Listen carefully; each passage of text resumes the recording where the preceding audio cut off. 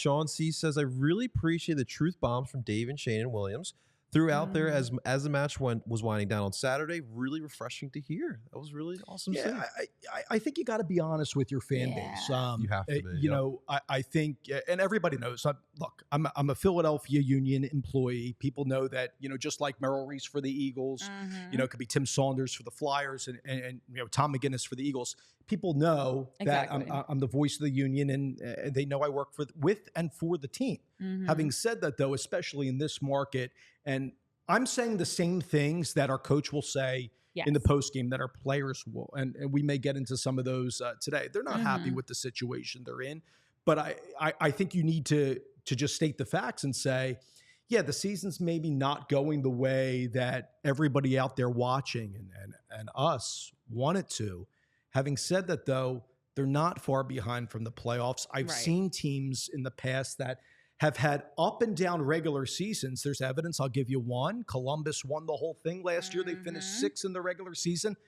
Wilfred Nancy, their manager, great job. He may not be in MLS after this year, but they made a run in the playoffs, and everybody saw it last year. Despite what their record was in the regular season, it wasn't indicative of what they could do later on. Sporting Kansas City is another example as well, where Peter Vermees, their longtime manager, a New Jersey native, was on the hot seat, but then they quickly rose up the standings a little bit. So maybe not perfect analogous cases to what the Union have been this year, but I want to caution fans, as disappointing and gut-wrenching as the results have been, I've said it the last couple of games. There's 15 games to go in the regular season. We haven't even played Leagues Cup yet. There is still time, but the guys know they got to turn it around quicker. Yeah, and that's the reality of it. And that's part of talking about any team, is being able to give the analysis, but also giving maybe a little bit more insight. And even as simple as maybe the analogies that you're making, or sharing how they can turn things around, where you see the changes being made. Because it's easy to look at the Union, for instance, and say, oh, they haven't been able to win at home. Oh, they've been on a winless streak, and get frustrated. But also, when you take a step back and peel back the layers, there is more to it than what we may even see on the surface level. And I think that's a big part of any team you're covering, winning, losing, tying, anywhere in between, is being able to help viewers understand, especially because you're around the team, you're around the coaches, you're around the players, you're learning things and seeing things that others aren't getting access to, that you can bring them in on that conversation. Let's talk about this current status of the Philadelphia Union. They are in 11th place in the Eastern Conference. Obviously, they have been struggling at home, to say the least, which is not something that we're used to. We're used to Subaru Park being the fortress, being the spot where they can always get rights, win games, get results, defend, get clean sheets. They have not been able to put together, home or on the road, a good 90 minutes. I want to know off the bat, Dave, what is it that you feel like is the key that's causing this? Because there are multiple factors here that we'll try to iron out as best as we can. We got to iron out the wrinkles a little bit here. What are maybe the top things that you feel like causing the struggles of the Union lately? Well, there's several layers. I'll try to get through them. This is an onion. This is definitely an onion. My little onion We bag got some time here. Shout here. out Tommy Smith. Shout out to Tommy. Yeah, thanks to Jose. Good to see you and everybody tuning in. You guys are doing, by the way, and I said this to them and I'll say it publicly, everybody here, Renee, JP, congratulations on the adventure you have here, not just with the Union, but the other Philly sports. I think, myself, you both know, do a lot of college basketball in the area, amongst other sports, football in the past and others. Like, I think it's just the more that you get out there, just the coverage, I think, helps. Oh, yeah. And the different messaging you have for your stakeholders, for your fans. Bingo. It's wonderful. So, with the Union, what we're seeing at home this year is definitely an anomaly. Things that we haven't seen, since really like before the 2020 season. I will say fans need to understand the way that the Union played against Miami several games ago. Now, they were missing Messi, Suarez, among others. The way that we played the game that I called in Cincinnati, where we came back not once, not twice, 3 times, ended up Lucho Acosta scores 100th minute goal. Call it what it is. I said on the air, tip of the cap to him. It was poor defending at the end of the game. And Lucho, an MVP last year, buries us at the end.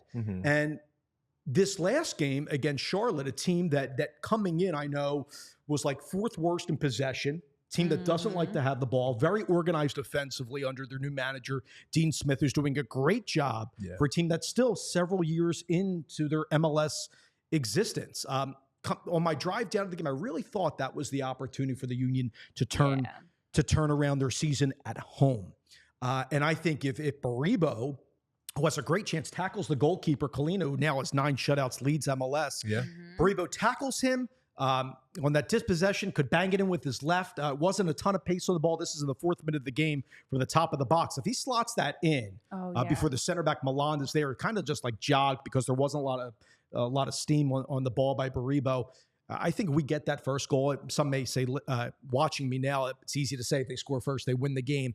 I think that just would have relaxed everybody, not just the fans, everybody in the stadium. And I just get that feeling at home, just watching from the booth, that when the other team scores first, it's like, oh, here we go again. The Union, though, please keep in mind, and it happened early on this year against Nashville on a Gazdag goal, Bedoya late in games too, in Austin in a 2-2 final. I will say that we have come back in games too. It hasn't happened as of late. So I will caution by saying, as disappointing as the stretch has been, and let's call it what it is, it has been, that the team has been in games. They're not getting blown out. Also keep in mind, and Jim Curtin, our coach, has said this, and it's a fact, we're missing like 4 to 5 starters, including, in my opinion, the best goalkeeper in the league, and Andre Blake. And it's not because I've called his games for a number of years with the Union. I really think he is or one of the top keepers in MLS. He's been hurt. There's not been a lot of continuity out of the back as well. Bingo.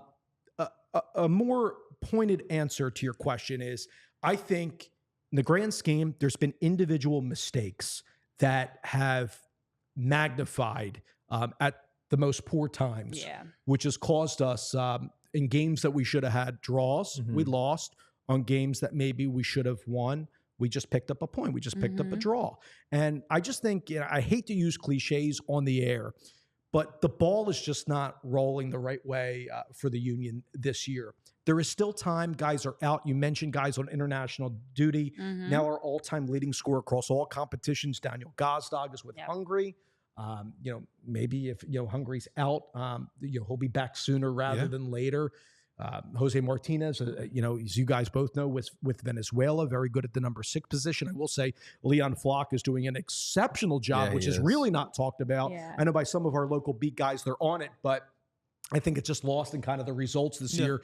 What Leon did, battling 2 surgeries in the span of 3 months, talked to him a lot at training. I'm really happy for him that he's back into the mix. But again, it's at times anemic in the attack. Maybe that final third, that final pass, as you well know in your playing days, is not as crisp as we've seen in the Eastern Conference final years in 21 and 22 and the run to MLS Cup and even into last year. So I know I went a lot of different areas. I can get a little bit more specific with you, but there's a lot going on. Guys missing, guys have been hurt, but the team will tell you they need to figure it out, and hopefully it will start with the road matchup against Montreal over the weekend. Well, that's the thing, Dave. Like the struggles right now is complex. It's not just one thing. It's multiple different things that's going off with the team right now.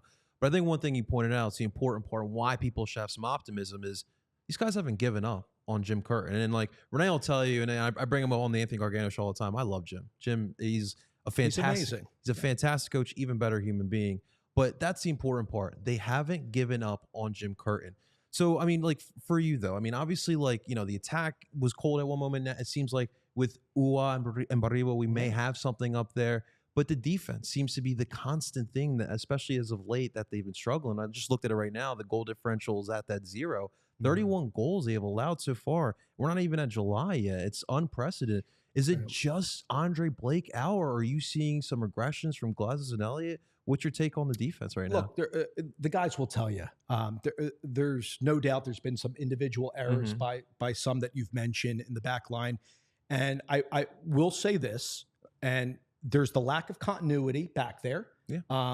Damian Lowe's been out. Lowe got a run of games where Elliott wasn't playing. That Elliott's in. Glesis has had some tough 1v1 situations. He would tell you that. He told the reporters that in the post game too. But it's not just one or two of those guys, and it's also a product.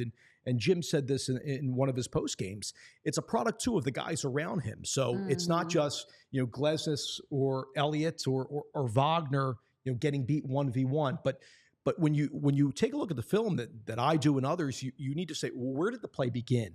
Where was the first error? Yes, on the back end, it's easy to say that defender lost him, and it led to a goal by Leo Alfonso in the Miami game late. Lucho Acosta, there was a ton of ball watching at the end. I think you're looking at the film this year, talking to the guys, there's been, for me, way too many goals from outside the box, which we have not seen in a number of years with the Union. So that, to me, and I think to a lot of our staff and our fans, has been surprising, number one. Number two, I think at times, I think the Union have been doing a much better job as of late, but different maybe the early on in the season. I think the team was a little bit stretched. What I mean is like that line from the midfield to the back at time was too far apart, whatever you want to call the distance. Now I think they're getting tighter. 15 feet, Jim used to always say, between each line? 15 and yards. There were gaps. I mean, exactly. So too much space conceded, and teams have exploited that space. Look, Charlotte, with their adjustment coming into the second half, I thought the Union were the better team, by the way, in the first half the other night. They were. Charlotte then, took more risks with their outside backs, Urinen and Nathan Byrne on the left and right, respectively. They got advanced, and I said it on one of my goal calls. The Union can ill afford to have Jere Urinen bang in a cross, and he got that space on the left, and he did, and against a guy in their number 9 that they've been searching for, an attacking player in Patrick Agyemang, coming from the draft of Rhode Island. He was goalless in 7. And he just got on the better end of a header and beat Rick. I will say this, lastly, about the goalkeeping. Yes, the Union 100% are sorely missing Andre Blake. And Blake, by the way, when he was playing early on the year, this is my opinion, by the way, not coming from him, I don't think that he was as healthy as he was, evident by the knee surgery. Yeah. I've caught up with Andre, several months ago before he had the knee surgery. Seemed like he was doing all right, giving it his all. But you remember the adductor, the groin injury, now the knee. There's a lot of nagging injuries. On. So look, let's just call it what it is. It stinks. But Oliver Zembla, coming from Louisville City in the USL, where he led USL in shutouts with 13, won a College Cup with Marshall. It was pretty funny doing the Cincinnati game. Zembla, just one anecdote, Zembla and Roman Celentano, the young goalkeeper of Cincy, both battled each other in College Cup in 2020 for Marshall and my Indiana Hoosiers, and Indiana lost. Zembla won. So that's why we have Dave Leno. That's a good story. I was actually chatting about that with Oliver, and they won in overtime in college that year. And I just want to give a shout out to Andrew Rick. Despite the 2-0 loss to Charlotte, Rick becomes the youngest goalkeeper to ever start for the Union, 12th youngest to earn his debut at 18 years young. And I thought Andrew made some brilliant saves in the game late. Yes, 2 did go in. It wasn't necessarily just his fault that the 2 went by, but I've seen both him, Zembla, and others that we kind of hinted at. They're working really, really hard at training. And you might be saying, oh, yeah, they're working hard, but the results aren't to show for it. They're not quitting, to your point. They're still going after it. It all stems from Jim and the coaching staff at the top. And these players believe they're going to turn it around. It's just, when are you going to get that game to kind of be that trendsetter to kind of turn this season upside down? But and I think it's real quick. It's just so hard for young goalkeepers. You put in those type of spots too. When you're talking about Zembla and Rick. Well, and I'm glad you say that, because I feel like in these situations that we've seen for Andrew Rick and for Oliver Zembla, I thought they've been playing well in that. Honestly, I thought they stayed. And you look at the last 10, 20 minutes of that game against Charlotte. Andrew Rick made some phenomenal saves. He settled in. You could see as the game progressed, he was feeling more comfortable. And the same thing happened for Oliver Zembla. The problem is they're getting some really point blank shots that are difficult for anybody to save. Obviously, there are games you could look at and point to, more for Zembla since he's played more, of goals he's given up that you could say, oh, I bet Andre Blake would have saved that. We don't know that, to be honest, especially given the amount of shots that they've seen and the amount of pressure that they've been under. And they're young. And you have, coming from the USL, 18 years old, for both of them to be so young, thrown into a role where Zembla thought he was just going to be backup for a little while, and now comes right in and has to start every game, and is seeing a lot of shots, has to organize, has to make sure he's matching everybody up. That's something a veteran keeper can do that they need time to learn. We all city like the mayor.